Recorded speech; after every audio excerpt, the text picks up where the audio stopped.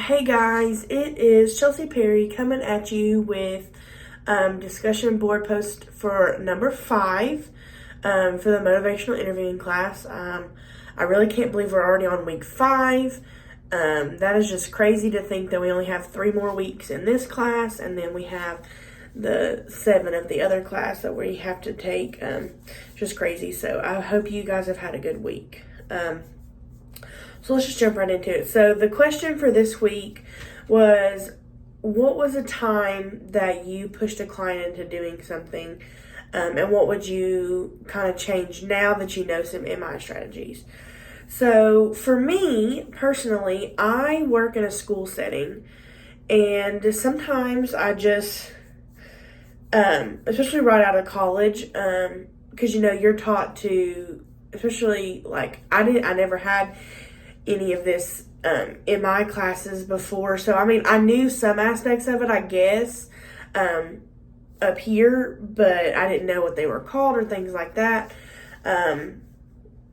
But one of mine would be forcing someone to talk, kind of forcing them to make them change. So, I work with kids, so I would have sessions with these kids when they would come in for behavior problems, and I would kind of force them to talk about, why they were acting this certain way, or why they were doing this and why they were doing that. And sometimes I felt like I was just going in circles because I felt like I wasn't getting anywhere.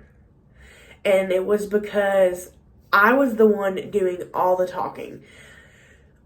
Like, I remember one session in particular, she was in 5th grade, and she had been coming to see me, and mind you, this was 2 school years ago.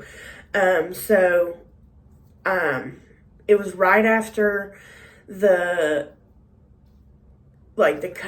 COVID started, and the kids had finally went back to school, and they weren't virtual, because, they did that year of almost all virtual, but then the next school year they were back in school. And I just remember she come into my office because she had been having behavior issues, and I forced her to tell me what was going on. I didn't just leave open-ended questions so she could feel free. I was just kind of like, no, you need to tell me why you're acting like this, because there's no point in it. Like, not very much of a therapist at all. To me, I look back now, and I was not very helpful in that situation. Because I kind of forced this child to talk to me about things that she didn't necessarily want to talk about. And sometimes I feel like I still do that. Sometimes I feel like when I'm talking with these kids at school, it's very easy to get in that pattern of, oh, well, I'm in charge, I know what's best. You're going to talk to me. Like, you came to see me for a reason, instead of letting them take the floor. And so I guess that's how I kind of change since this class started. I've kind of seen some things that I've done that I've actually implemented change in. So for this school year, especially after starting this class, one of the things that I've really tried to change is letting them do the talking. Letting them know that, yes, I'm here and I'm the professional about whatever they're going through. And but I've let them take the reins, as you would say, to let them control their own therapy sessions, to let them control their own healing, and whatever.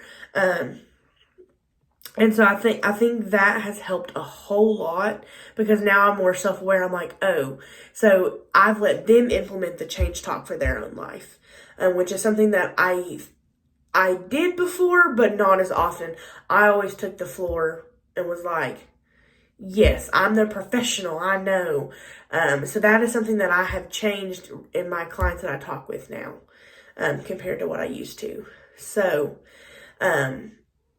this class has really helped me see my flaws and change. So I'm thankful for that. So that is all. I will see you guys next week.